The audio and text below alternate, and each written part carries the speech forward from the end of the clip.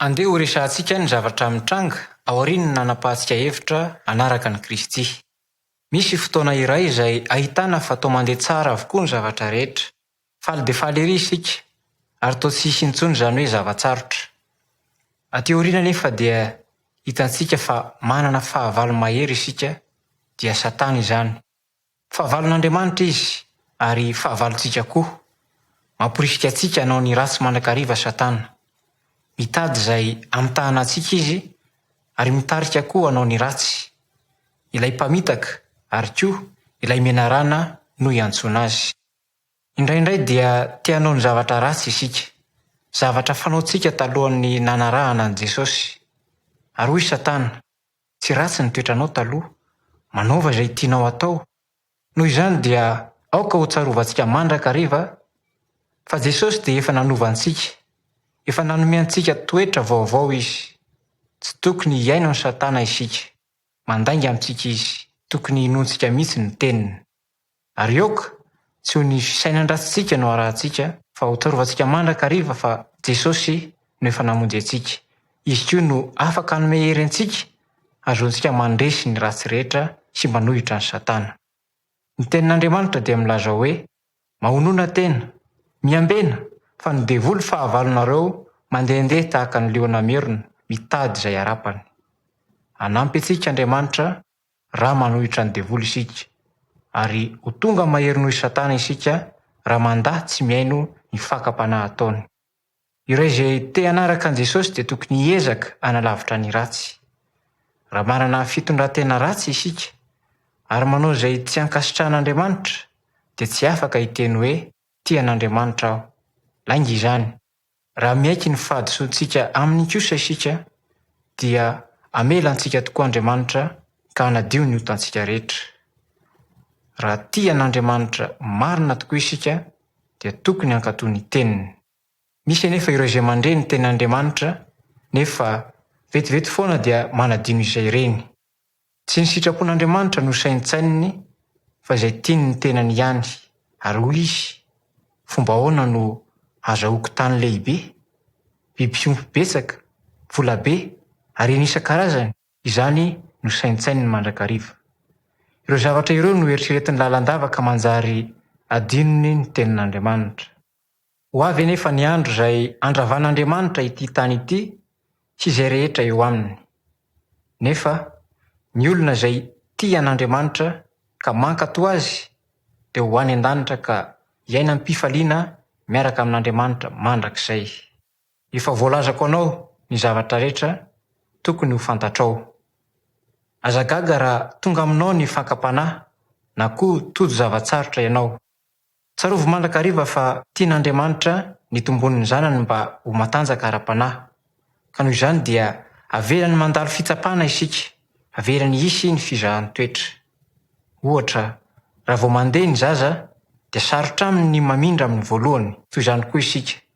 Tsy mora ny manaraka an'Andriamanitra amin'ny voalohany. Nefa raha manao ny sitrapon'Andriamanitra isika dia miha mahery hatrany. Andriamanitra dia efa nanome teny fikasana ho an'ireo izay mino an' Jesosy.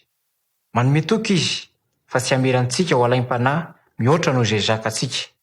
Ary nanome toky koa izy fa tsy hamerantsika ho irery. Miaraka amintsika mandrakariva Andriamanitra, afaka hanampy antsika izy. Noho izany, raha misy ny zavatsarotra dia aoka isika hiankina tanteraka amin'Andriamanitra ary hangataka ny fanampiany. Tsarovy fa tiany isika ary miaino antsika lalandava izy. Deseo tumpo amboary,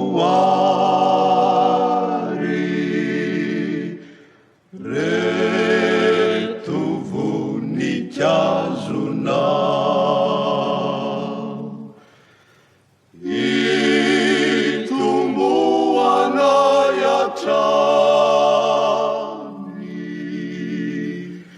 no ny asoavanao,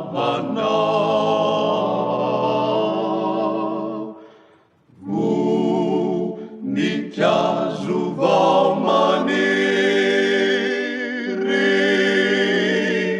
ao an-tanimbolinao.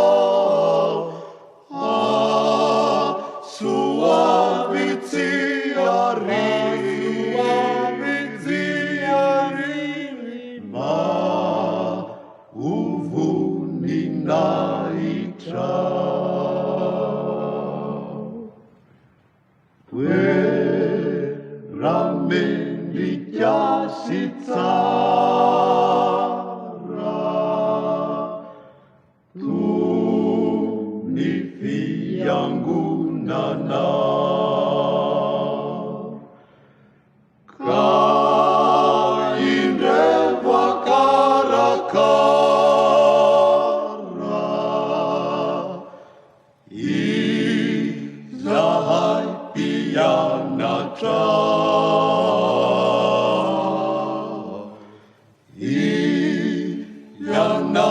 mpiandry tsara no mikolokoloa samy hoenika anjara zay rehetra tonga.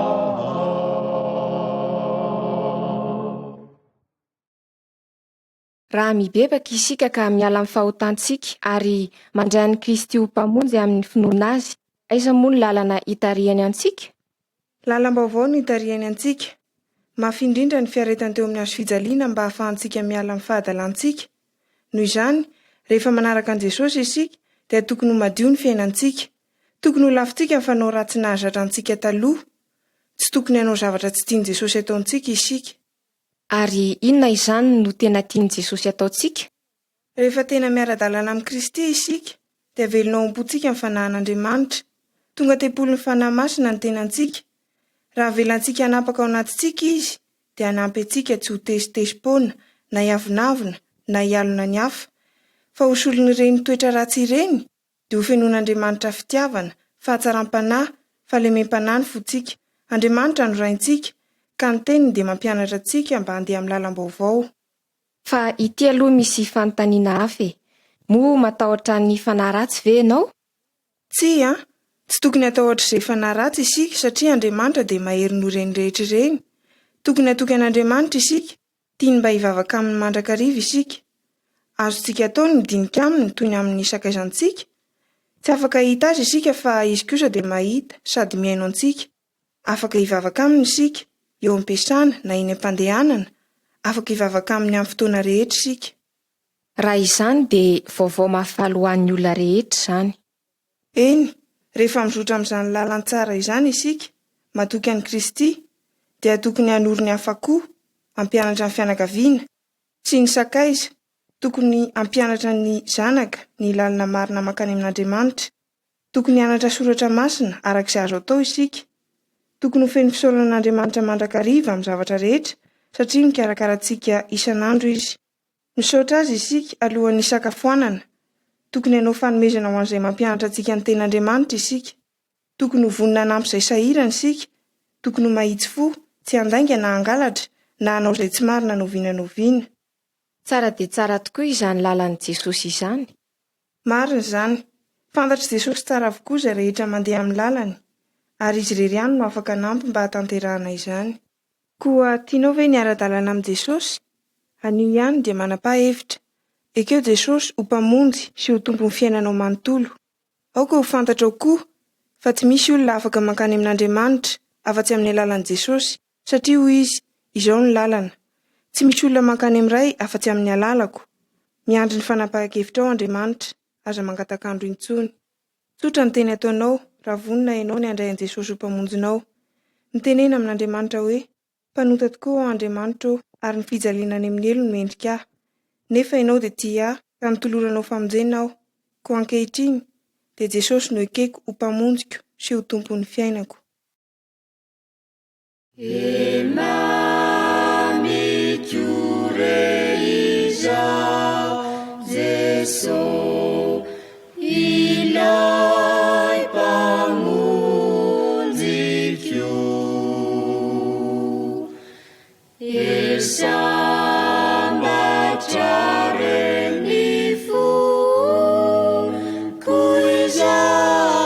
Famana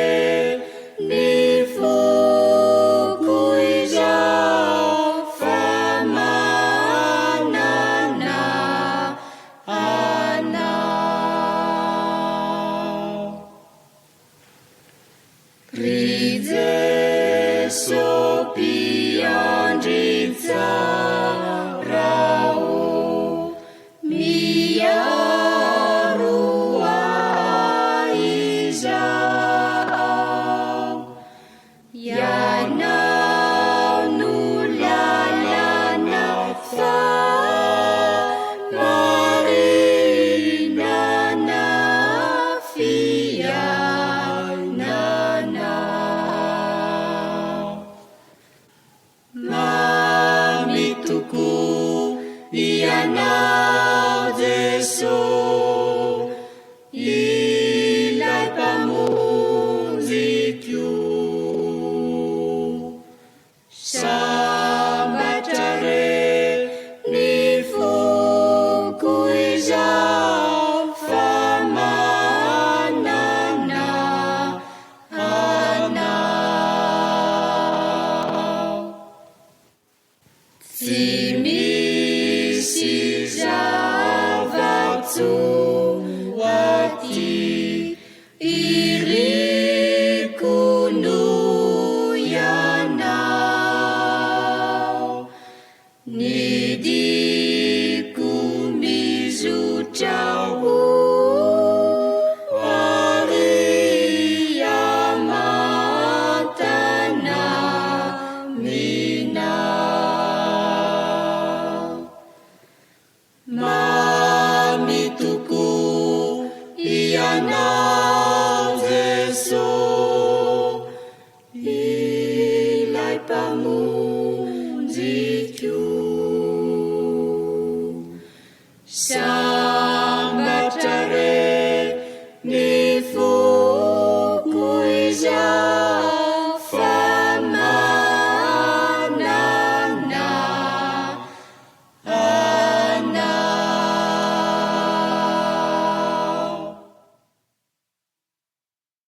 Motsy efa nandray an' Jesosy Kristy ho mpamonjy anao va ianao? Raha izany, momba tianao ve ny ahafantatra izay sitrapony tokony arahinao? Ampianarin'Andriamanitra antsika ao amin'ny Baiboly izay tokony ataontsika amin'ny fanarahana azy. Milaza izy fa tokony hivavaka aminy isan'andro isika. Mivavaha rehefa mifoha amin'ny maraina ianao. Mivavaha koa amin'ny hariva alohan'ny hatorinao. Afaka hivavaka manginao am-ponao koa ianao na dia eo ampanaovana ny asanao aza, eny fa na dia eny am-pandehanana aza. Mivavaha mandrakariva amin'Andriamanitra ary ataovy amin'ny anaran'i Jesosy izany. Tiavan'i Jehovah Andriamanitra ao amin'ny fonao rehetra. Tiavo ireo namanao tahaka ny tenanao. Ampianaro ny zanakao ahalala an'Andriamanitra ary arak'izay azo atao dia ento izy hamonjy fotoam-pivavahana. Aoka hiara-mivavaka amin'ireo izay tiany Tompo ianao. Arak'izay azo atao dia aoka hianatra soratra masina ianao ahalala ny tenin'Andriamanitra. Hazavao amin'ny sakaizanao sy ny havanao ny lalana marina mba hihavanana amin'Andriamanitra amin'ny alalan'i Jesosy Kristy. Ambaran'Andriamanitra fa ny zanany dia tsy tokony handainga na hangalatra. Tokony handeha amin'ny fahamarinana ianao. Aoka hiasa ho amin'ny tananao ianao ary tadiavo izay ilain'ny fianakavianao. Raha misy zavatr'olona nangalarinao dia averenao aingana amin'ny tompony na aoka honiranao. Raha mivarotra ianao dia manova fatra tsara. Aza mamitak'olona na oviana na oviana. Ny lalan'Andriamanitra ihany no tsara ka izory. Aoka ho vonina hanampy ny hafa ianao. Aoka ho tsara fanahy amin'ny rahalahy sy ny anabavy ao amin'ny Tompo ianao. Aoka ianao hianatra ahafoy zava-tsoa ho an'izay mpampianatra ny ten'Andriamanitra aminao. Raha manao izany ianao dia manao fanomezana ho an'Andriamanitra. Aza mialona ny hafa na tezitra amin'ny akory aza, na dia hoe manisy ratsy ianao azy izy ireny, aoka ho tsara aminy kosa ianao. Aoka hitoetra ao am-ponao lalandava ny fitiavan'Andriamanitra izay efa nataony ao anatinao. Tiantsika Kristy ary efa nanolotra ny aino antsika na dia fonom-bola 9 aza isika. Aza manao na inona izay mety hanimba ny tenanao. Ankehitriny dia efa an'Andriamanitra ny tenanao, tehirizo ho madio izy. Moa heverinao ve fa mbola mety aminao ihany ny hisotro zava-mahamamo na hifoka sigara na hihinam-paraka izay mety manimba ny tenanao? Tepolin'ny fanahy masina anie ny tenanao e. Moa sarotra aminao ve ny hijanona ka tsy hikasika ireo zavatra ireo intsony? Mangataha amin'ny Tompo fa hanampy anao izy. Ny fanahy masina izay efa ao anatinao dia hanampy anao ary manome hery anao mba hahafahanao mankatoa an'Andriamanitra. Vady-tokana ihany no tokony ho anao fa tsy mihoatra.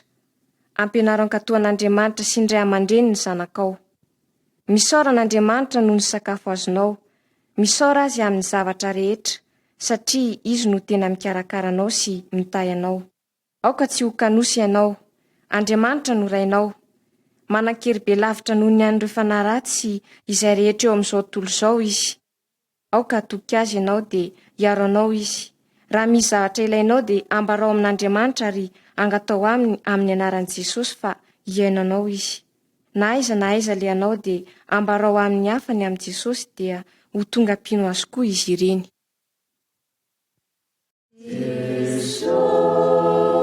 Apetrako aminao, ny fanahiako rehetra, ny asa vitatrizao, anatoko tsy misy fetra, Jesosy apetrako aminao.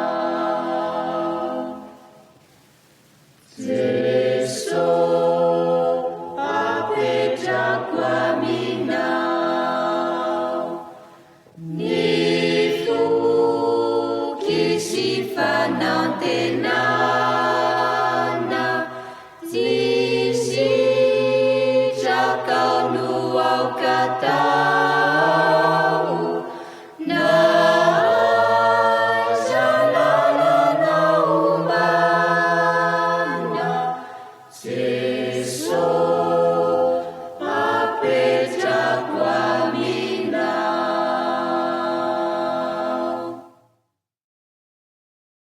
Io aby antenako, Jesosy, molo fivalinisako, Jesosy, miasa sarako, isava, Jesosy, miariva, oazava, Jesosy.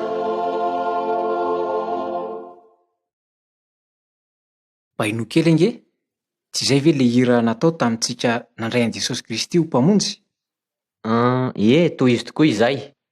Tsapako fa manakambara amiko Jesosy amin'ny alalan'izany hira izany. Na tsy ary fifaliana ery aho tamin'ny andro nanakeko an'i Jesosy ho mpamonjy io, kanefa tsy ato amiko intsony izany fifaliana izany ankehitriny. Efa tsinjoko ihany zany ary izany indrindra no nahatonga ahy hiresaka aminao toy izao. Hitako fa tsy tahaka ny teo aloha intsony ny fifalianao. Marina izany. Malahelo aho satria tsy naharitra nanaraka an'i Jesosy toy ny teo aloha intsony. Ohatran'ny tena lavitra mihitsy Jesosy ankehitriny. Izao no fanavazavana omen'ny tenin'Andriamanitra momba izany toerana misy anao izany. Ny fahotanareo no mampisaraka anareo amin'Andriamanitra.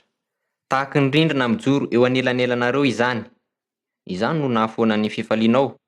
Ary fa inona moa ny fahotana ao am-ponao ka nahatonga anao ho tafasaraka amin'Andriamanitra? Zany hoe raha mijery ny ato am-poko aho dia izao no azoko ambara. Misy fahotana lehibe mihitsy ato. Izaho dia tia ny zavatra izao tontolo izao mihoatra noho ny fitiavana an'Andriamanitra. Zavatra ny tany no tiako kokoa noho ny zavatra ara-panahy. Ary angaha adinonao ny ambaran'ny tenin'Andriamanitra momba ny zavatra izao tontolo izao? Ino kely ange? Izay miezaka hanangona rena dia latsaka amin'ny fandrikisa-tana. Avy eo dia tariny Satana hanao zavatra hafa isika. Ny filana zavatra maro dia mampivily ny fontsika hiala amin'Andriamanitra. Maromarina kokoa angaha dia hoe Satana no mampiodina ny fontsika hijery ny zavatra izao tontolo izao ary indrindrindrindra hity azy. Fa ahoana ary izany? Ahoana ary sika no averan'Andriamanitra hanao izany raha toa ka tsy sitrany ny azahoantsika ny haren'izao tontolo izao? Andriamanitra dia manome antsika izay zavatra fantany fa ilaintsika. Kanefa hoy ny teniny, ataovy lehibe indrindra eo amin'ny fiainanao aloha ny zavatr'Andriamanitra. Ary avelao izy hitahiry ny fonao ho madio. Atsao aloha ny fanjakan'Andriamanitra sy ny fahamarinany. Fantatr'Andriamanitra tokoa izay zavatra tena ilaintsika. Indraindray anefa tsika dia mitady ny zavatra tsy tena ilaintsika akory. Amin'izany dia tsy voatery hanakana antsika Andriamanitra. Raha velan'Andriamanitra azo zavatsoa avy amin'izao tontolo izao isika, dia manantena izy fa ampiasaintsika amin'ny fanomezam-boninahitra azy izany. Kanefa ny fitiavantsika ny zavatra momba an'Andriamanitra dia tokony ho ambony lavitra noho ny fitiavantsika ny zavatra ny tany. Raha mikasaka hatrany ny hametraka ny fontsika amin'ny haren'ny tany isika, angamba mety hanan-karena isika. Kanefa ny fontsika amin'izay dia hahantra indrindra. Tsara lavitra ny manana ny fitahian'Andriamanitra sy ny hareny ao am-pontsika, toy izay manana ny harena rehetra eto an-tany. Tena marina tokoa izany teny izany, ary sahaza ho ahy mihitsy voalaza izay. Hitako toa mantsy fa Ny zavatry ny tany no nomeko toerana amboniny indrindra teo amin'ny fiainako. Nefa inona moa no mba mety ataoko azahoako indray ny fifalian'i Jesosy ho ato am-poko? Tokony alahelo ianao no ireo fahotanao ireo ka miaiky izany amin'Andriamanitra. Ary ilaozy ny fahotana mahazatra anao ka mitodia amin'i Jesosy amin'ny fonao rehetra. Tsaroa fa malala tsara ny ao am-pontsika Andriamanitra. Raha tsy ataonao amin'ny fo mahitsy sy mazava izany, dia tsy hamela ny helikao izy. Raha miverina amin'ny fahotanao indray ianao, dia ho fantantry ny olona rehetra fa tsy niverina tamin'Andriamanitra tamin'ny fo madio sy mahitsy ianao. Atolory an'i Jesosy ny tenanao manontolo. Avelao izy hanjaka amin'ny zavatra rehetra ao amin'ny fiainanao. Aoka izy no ho tomponao marina.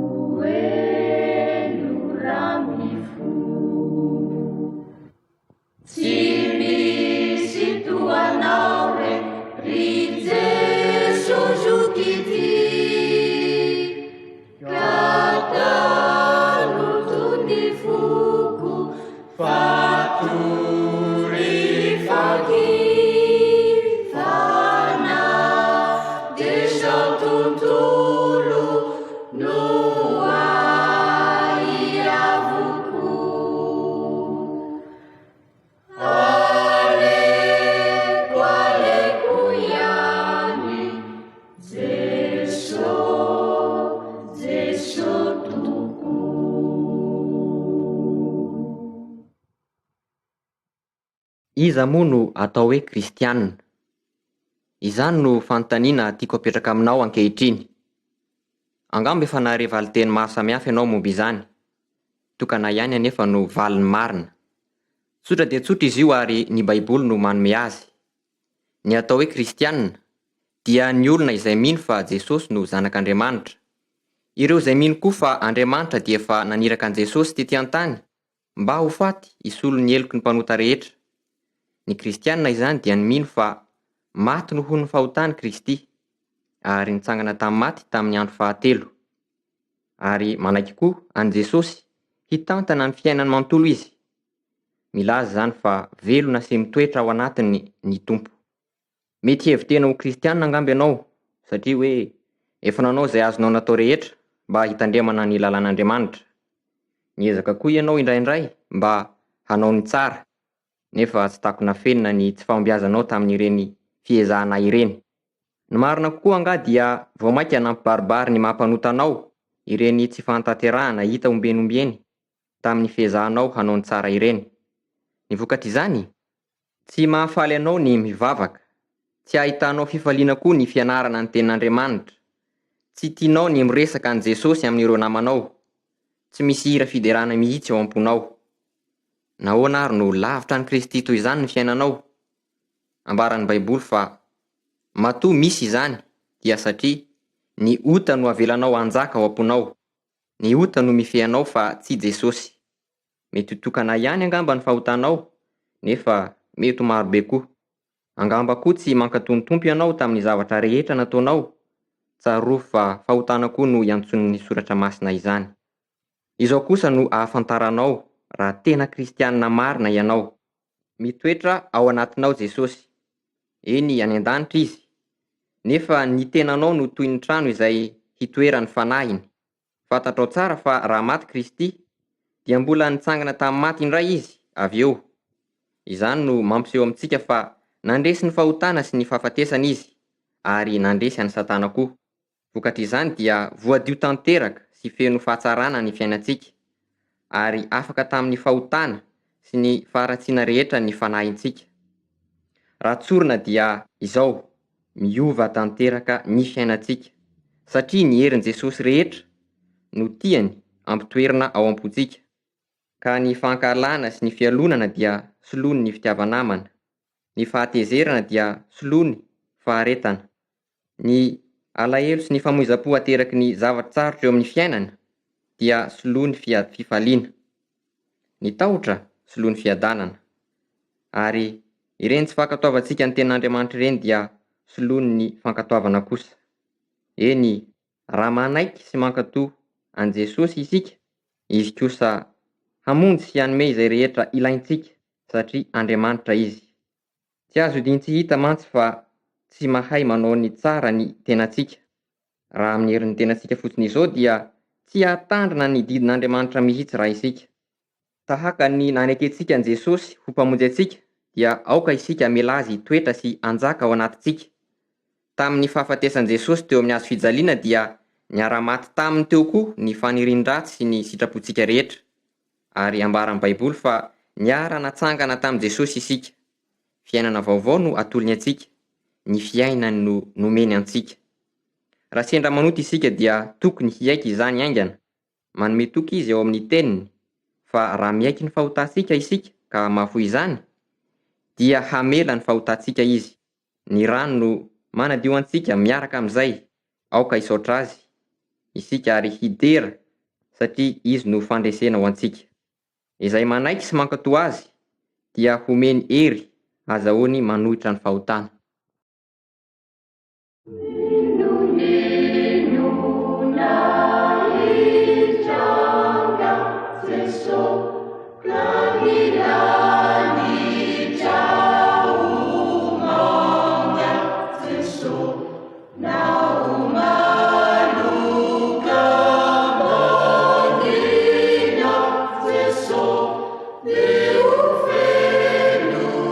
Viva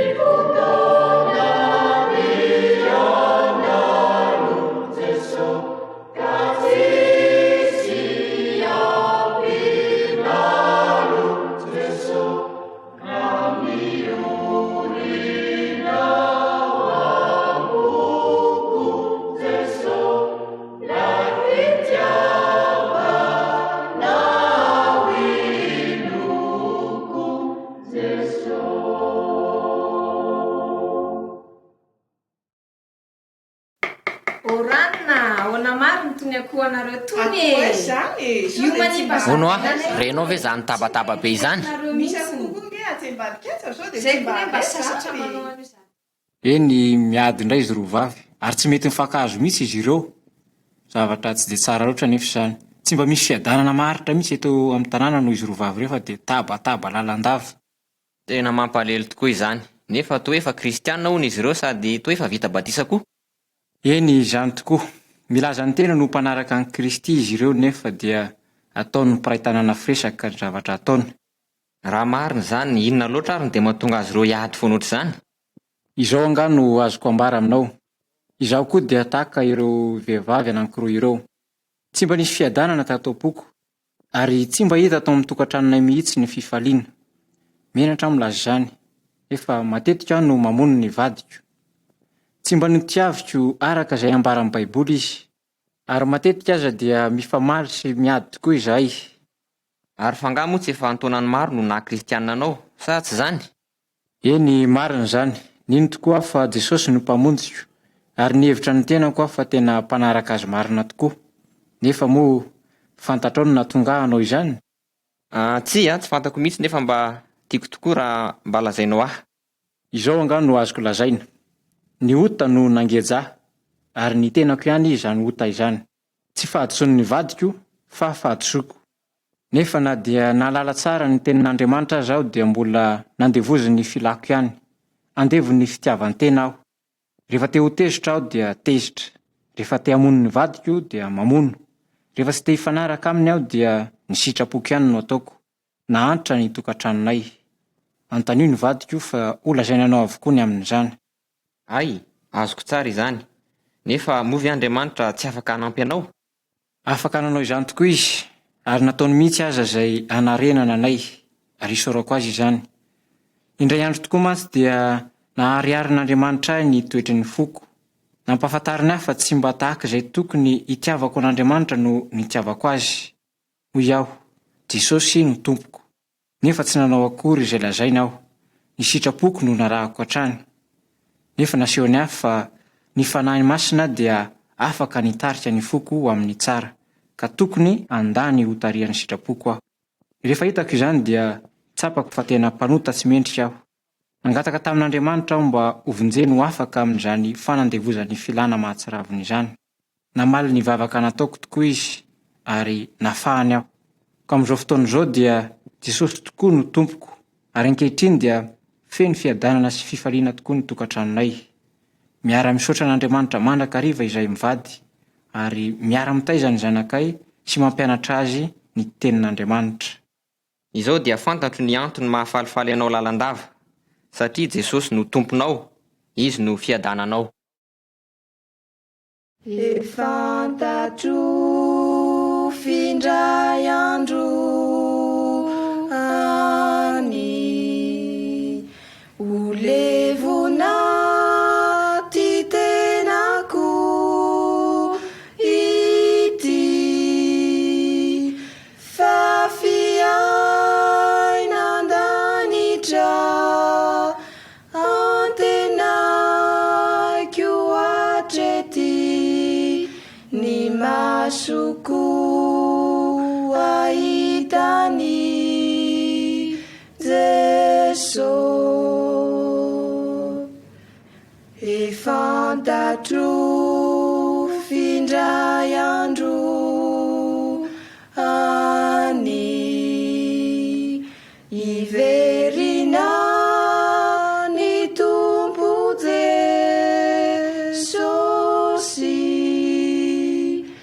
faly ao raisiny unine wanilani ni masoko